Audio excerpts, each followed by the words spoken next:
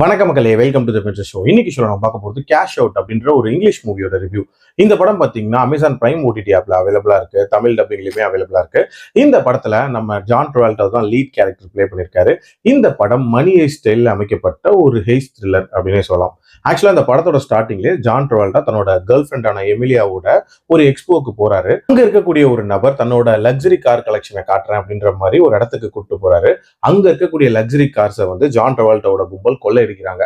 இந்த இன்ஃபர்மேஷன் எப்படியோ எஃபிஐக்கு லீக் ஆகுது. எப்படி லீக் ஆயிருக்கு அப்படின்னு பாத்தீங்கன்னா, அவங்க கூடவே இருக்கக்கூடிய கேர்ள் ஃப்ரெண்டான எமிலியா வந்து எஃபிஐ ஏஜென்ட்டா இருப்பாங்க.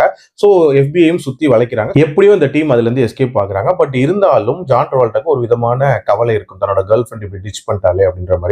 ஸோ அந்த டைம்ல தான் ஷான் அப்படின்ற அவரோட பிரதரை வந்து சந்திக்கிறாரு.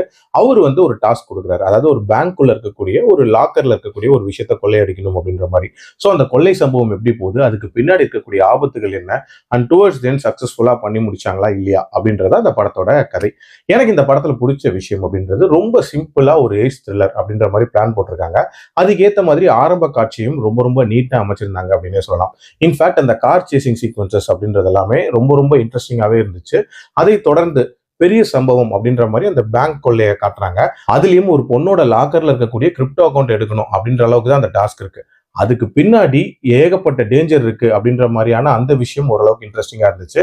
அண்ட் அந்த அக்கௌண்ட் எடுக்கிறதுல இருக்கக்கூடிய சின்ன சின்ன சேலஞ்சஸும் ஓரளவுக்கு நீட்டா பண்ணியிருந்தாங்க அப்படின்னே சொல்லலாம்.